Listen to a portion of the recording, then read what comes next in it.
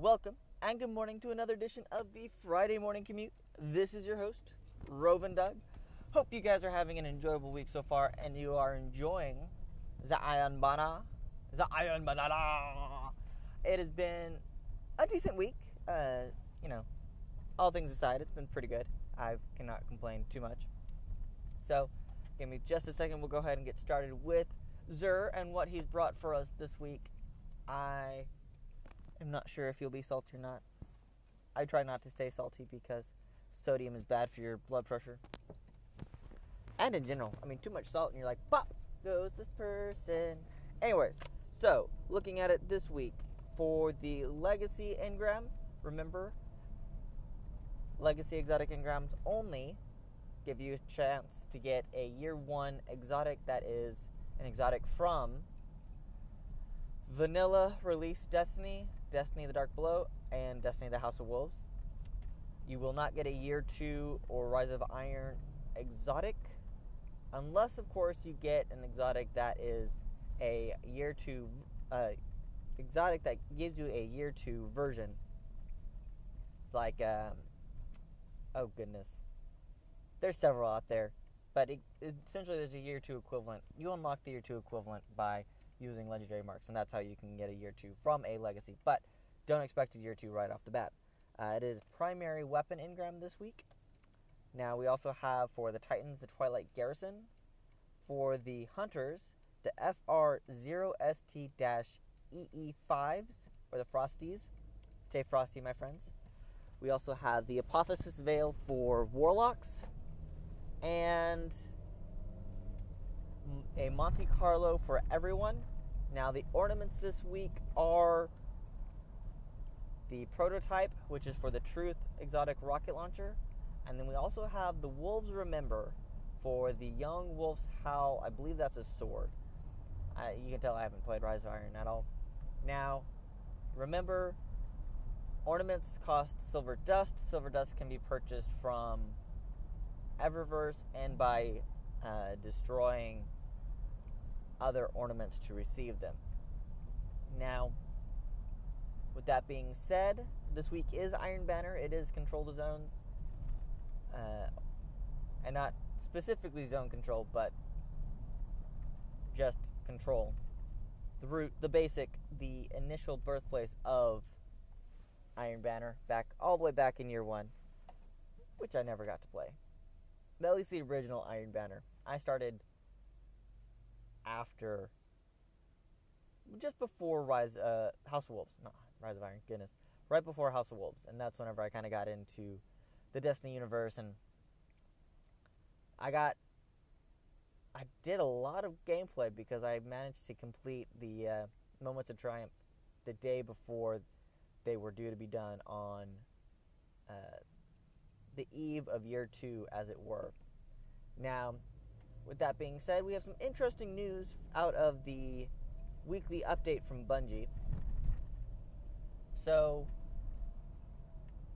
in regards to Iron Banner, they feel that the overall conversation about loot out of the Iron Banner is positive.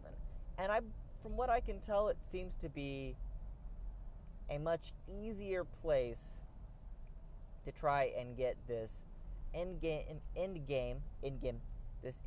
gear that people want and need in order to complete in-game activities. So, they removed a lot of the need for the ranks, a lot of the bounty. They removed all of the bounties except the weekly bounties, and made it so rank or a faction experience was consistent across the entire week, which really makes it so that you can play Iron Banner and start getting rewards almost right away. You might get one the first match, you don't know. Now, with that being said, they're still monitoring it, and they will be for a while. I don't blame them. Destiny is always, and to be honest, this is true of any MMO, or another term I've used before is looter shooter, where you have to inspect how the game is played and how the actual randomization influences the drops of the game. Because you may be expecting, okay, I'm going to give it a 0.25% chance to drop. So, it should drop 1/4 of the time. But because, and it will, according to the law of averages, but, for one person, they may do the activity 100 times and get it twice. Because that's just the way that RNG works. Now, Bungie's a couple interesting features, or will be unleashing them here in the near future. One is a integration with Twitch, so you can link your Bungie and your Twitch account together. And if you're streaming on your Bungie account, streaming Destiny on your Bungie account, as long as you stream 77 hours, not consecutive, non-consecutive, but you stream 77 hours of Destiny, you'll be getting a new emblem. So people will be like, hey, where'd you get that emblem? Like, I'm a streamer. Subscribe, follow, subscribe. Or follow and like, and all that fun jazz. Because one thing that is important to the Destiny community is Twitch. To be honest, if Destiny was a game where there was minimal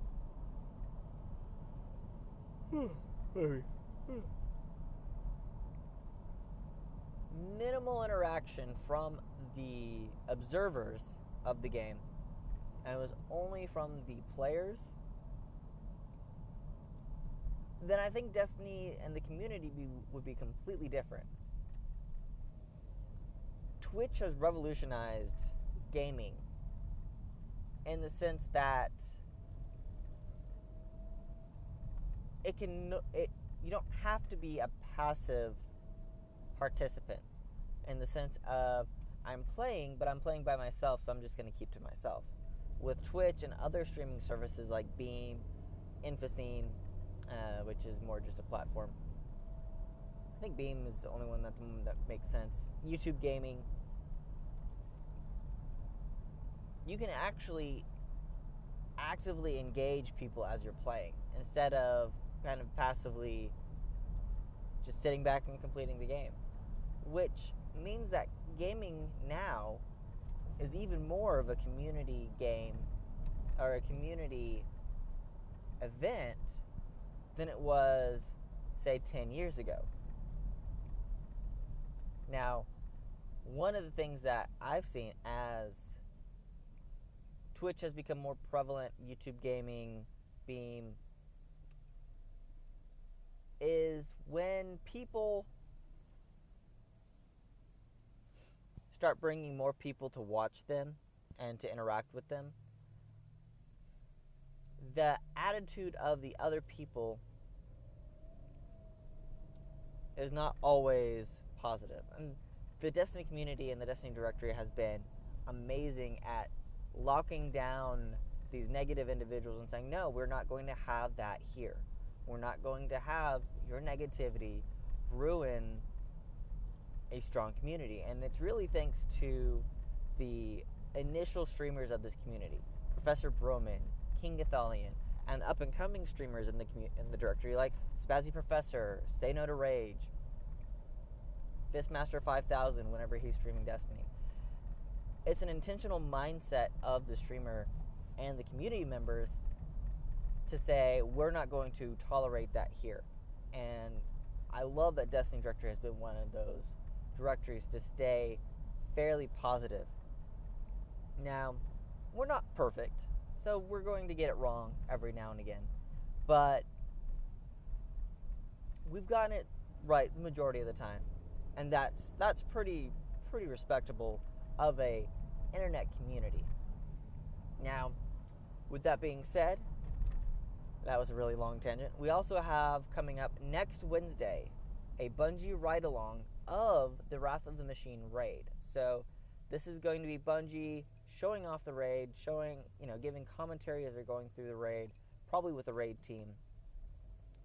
I'm really excited for this event.